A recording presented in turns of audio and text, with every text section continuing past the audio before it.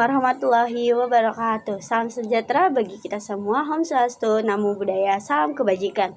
Pertama-tama kita ucapkan puji dan syukur atas kehadiran Allah Subhanahu wa taala sebagaimana kita dapat melaksanakan ujian UAS pada kesempatan kali ini.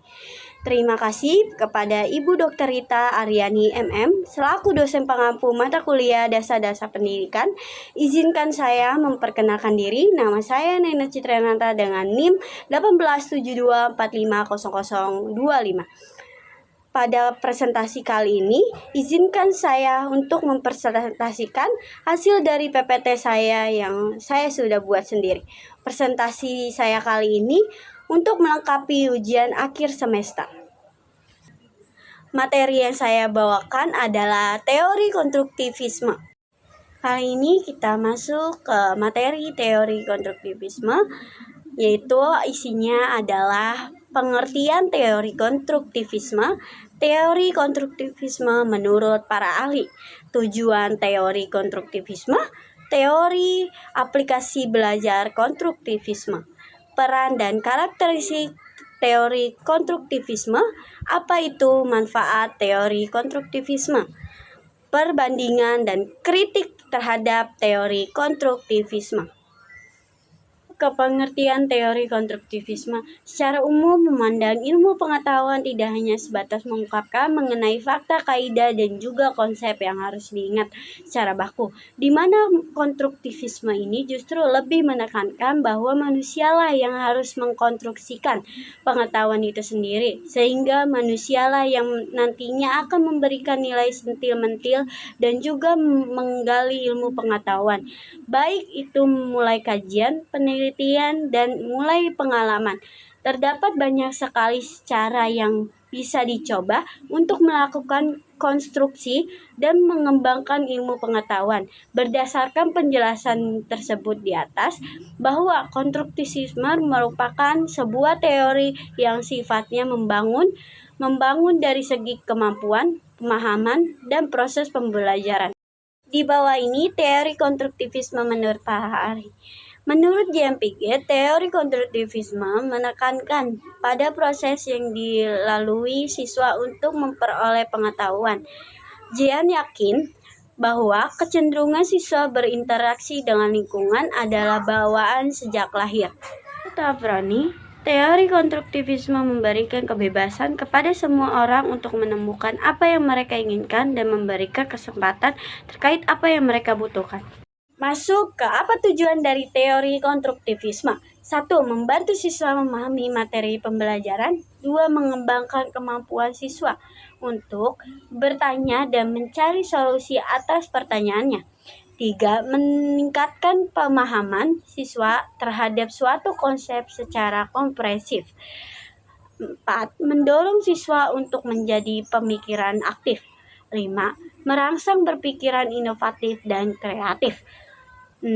Mengembangkan kemampuan peserta didik agar menjadi peserta didik yang berpikiran dengan mandiri. 7. Membantu keahlian sesuai dengan kemampuannya. Ini akan menjelaskan teori aplikasi belajar konstruktivisme. Guru dapat menggunakan pendekatan pembelajaran berbasis project based learning, atau studi kasus, di mana siswa memecahkan masalah nyata dengan bantuan bimbingan guru. Siswa didorong untuk berkolaborasi dalam kelompok dan berbagi pengalaman. Ini saya akan menjelaskan apa itu peran dan karakteristik teori konstruktivisme. Belajar merupakan proses konstruksi pengetahuan melalui keterlibatan fisik dan mental seseorang secara aktif dan merupakan proses asimilasi dan menghubungkan bahan yang dipelajari dengan pengalaman-pengalaman yang dimiliki seseorang sehingga pengetahuan mengenai objek tertentu menjadi lebih kokoh. Semua pelajar benar-benar konstruksikan pengetahuan untuk dirinya sendiri dan bukan pengetahuan yang datang dari guru diserap oleh murid. Ini saya akan menjelaskan manfaat teori konstruktivisme bagi siswa. 1. Membangun kepercayaan diri siswa merasa bangga karena menemukan sendiri konsep yang dipelajarinya. 2. Menumbuhkan kreativitas. Siswa dapat menciptakan suasana belajar yang lebih nyaman dan kreatif. 3. Melatih berpikir kritis. Siswa dapat memecahkan masalah dan berpikir secara kritis dan kreatif. 4. Meningkatkan pemahaman. Siswa dapat memahami realitas dan konsep yang dipelajarinya. 5. Membangun kemandirian. Siswa dapat menjadi pribadi yang lebih mandiri dan terlibat langsung dalam kegiatan. 6. Mendorong refleksi diri. Siswa dapat merenungkan pengalaman mereka sendiri dan memahami proses berpikirnya mereka. 7. Mengembangkan kesadaran diri. Siswa dapat mengembangkan kesadaran diri tentang strategi pembelajaran yang paling efektif bagi mereka. 8. Mengidentifikasikan perubahan gagasan. Siswa dapat mengidentifikasikan perubahan gagasan yang lama ke gagasan yang baru berdasarkan alasan logis. Perbandingan dan kritik terhadap teori konstruktivisme. Perbandingan teori konstruktivisme paham artinya dalam proses pembelajaran murid harus terlibat langsung dalam mengembangkan sebuah pengetahuan baru, sehingga peserta didik akan lebih paham dan dapat menerapkan dalam suatu situasi. Kritik teori konstruktivisme. Apabila peserta didik tidak dilibatkan dalam pembelajaran praktik, maka daya ingat dan pengetahuan peserta didik tidak akan berkembang dengan baik.